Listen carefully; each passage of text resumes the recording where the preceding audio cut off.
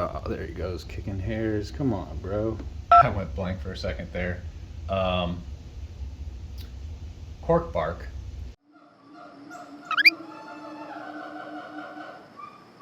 I was just in and I noticed they had a Mexican Fireleg. It's a little bit feisty. They had it on sale for $49.99 or something like that. The catch is nobody in the store is willing to catch it into a little cup for me. I didn't have a catch cup or anything like that on me, so I'm gonna run to the store, buy like a little deli container, and yeah, we're gonna see if we can get this thing home. All right, got some containers. Should be perfect. Not too big, not too small. Perfect little catch cup. Let's go get this spider.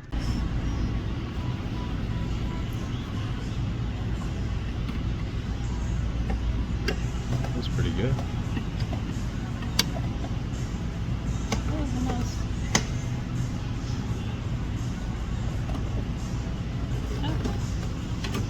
There you go. That's the best method right there. Yeah. Oh, thank you. Yeah. Tight.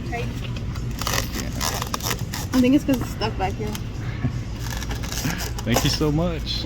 All right, so the manager got involved and she was not cool with me actually getting the spider. It's against the policy of the store, and that makes sense. I kind of figured that from the beginning. I was surprised that they were willing to let me. Kind of not surprised because it's a little scary trying to catch a tarantula. So basically I showed them my method of just placing the lid upside down in the enclosure and then using the cup side to trap the spider and then slowly coax it over. This was the first time this girl ever handled a spider or got one into a container, and she did a really good job. She was really fearless. So the best way to do it is lay the lid flat on a separate side of the enclosure, trap the spider, and then slowly move the cup over so it just inches along, eventually walks up over the lid. You're keeping that cup tight enough to keep the spider from going underneath, but loose enough that you're not pinching the legs, and you basically just walk it right over the lid, click it down, pull it up. The manager also asked me not to use the name of the store, so anytime you hear in this video, it's gonna be bleeped out. All right, so we are finally home with our new species of spider here. This is the Brachypelma baemi, is how it's pronounced in Latin. I've seen online that other people pronounce it Brachypelma boemi or Brachypelma baemi. It is a Mexican fire-legged tarantula. Looks like it's about 3 years old, maybe 3.5 years old. It's got a pretty small abdomen, and I'm thinking that it could possibly be a male, but we'll be able to check that out once it molts for us. It actually just went through a molt. There was a molt recently done at the pet store, and it hasn't been eating much, so hopefully it likes its new enclosure, adjusts nicely, take some food, and we can just watch it grow.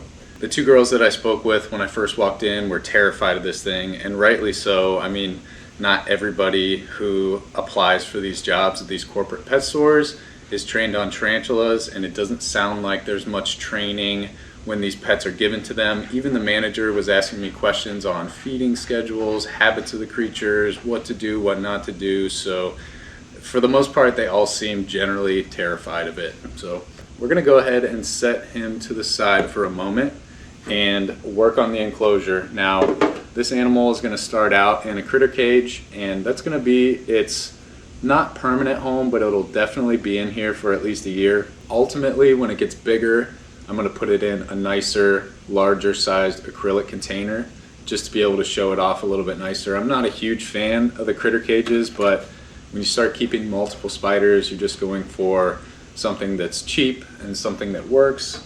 This is a pretty suitable container. So let's go ahead and get its home all set up. All right, so we're not gonna do anything too fancy, but we do want it to be nice and comfortable in its new enclosure. This is a terrestrial species of tarantula, so it's gonna do a lot of burrowing. It's not gonna do as much climbing. We're gonna start with some Reptisoil. I like to use Reptisoil or creature soil. It tends to not mold like the cocoa fiber. We'll go ahead and get about 3 inches of soil to start with in the container. And I'm gonna actually try something slightly different this time than the curly hair enclosure. I noticed that My curly hair tarantula ended up burrowing all the way to the bottom of the tank and across to the back left corner. And I placed a lot of the extra cork bark up around the top, but I realized it could utilize that structure down in the soil when it starts to build and web and stuff like that. So this is going to be our main piece of cork bark that we start the tunnel going down. But I want to put some pieces already down, buried in the soil, so that when it digs down, it has those nice, comfortable anchor points that it can latch onto and use for structure, things like that. So since we have most of the dirt here in the left side, I'm going to just place a few of these things nice and deep in the enclosure. Again, something that'll sort of anchor the soil and just help create little divots and caverns that it can mold around, that it can mold its web around, I should say. So we'll go ahead and cover that stuff up just like that. And similar to the curly hair enclosure, we're going to take this piece of cork bark here. It's got a nice opening here, a little bit longer on one side. It'll give it like a nice jagged aesthetic coming out of the soil. And then as you can see, he'll tunnel right down and go into the bottom corner of the enclosure and build its network from there. So let's go ahead and do this. And then we'll go ahead and add a bit more soil just so there's plenty to burrow with.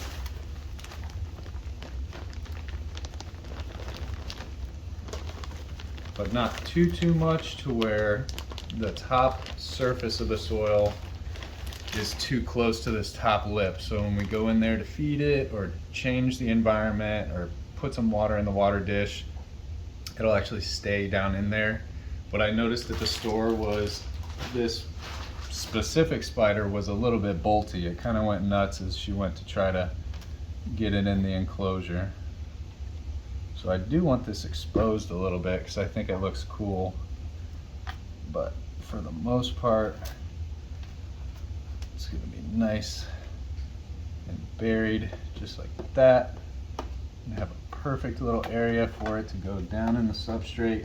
And of course, as much as I fine-tune this to the way that I want it to look, the spider's going to do its thing. Trust me, in like a week, it's going to be totally different looking.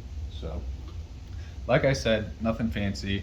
I'm just using Reptisoil cork bark and some random little twigs like this. So I'm just going to take this, again, something that it can use to structure with, and I'm just going to place it. Like I said, nothing fancy, so we're just going to kind of do that. It'll end up creating its own little caverns and whatnot. So the last thing that we're going to put in here is a little water cup. You can put in crushed magnolia leaves, you can add sphagnum moss. This is going to be more on the simple side. I'm not going to be watering this thing every day. Once a week we're going to go in and spray up the water container, just let it bubble over the soil a little bit, and that's about it. You know, you don't want this container to be overly moist. You could run into issues with mold and your spider's going to suffer because of it. So this is pretty good. Let's go ahead and fill up the water dish.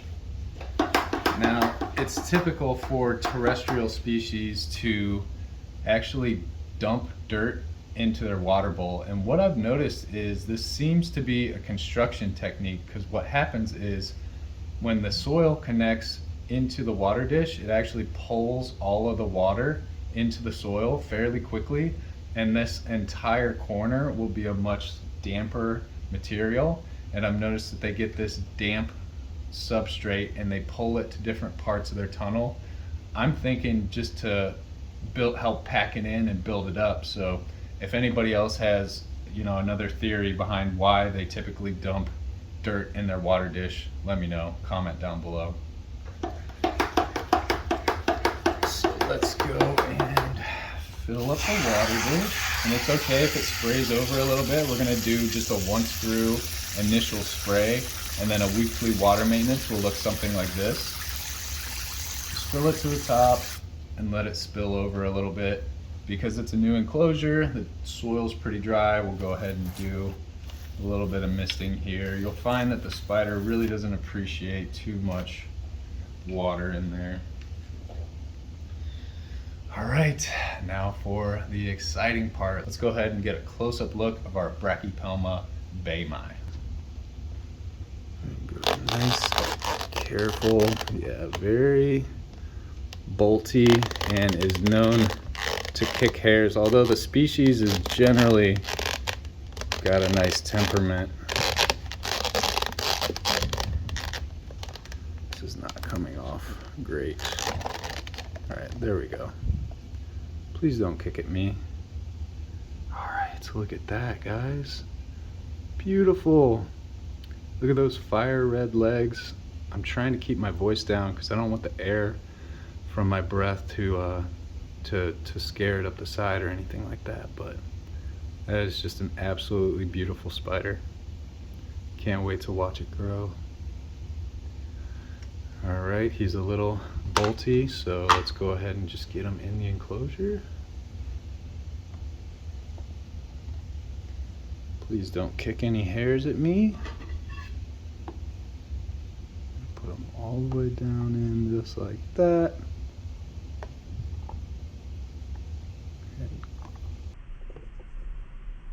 Oh, there he goes, kicking hairs. Come on, bro. All right, so he definitely kicked some hairs right there. I don't know if you guys could see that, so I'm gonna go ahead and put the lid on this right away. My cat is like super interested right now.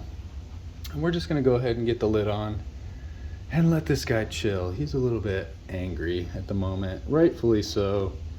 Did not have a great life at the pet shop. Sounded like they were pretty excited for me to take him.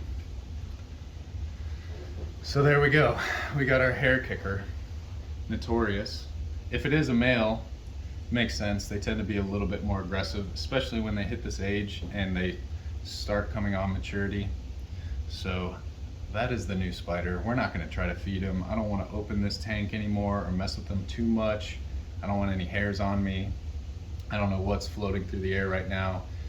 When I work on this guy in the future, I definitely need to have gloves on, have a mask on, have some protective stuff in my eyes. I already feel itchy for some reason.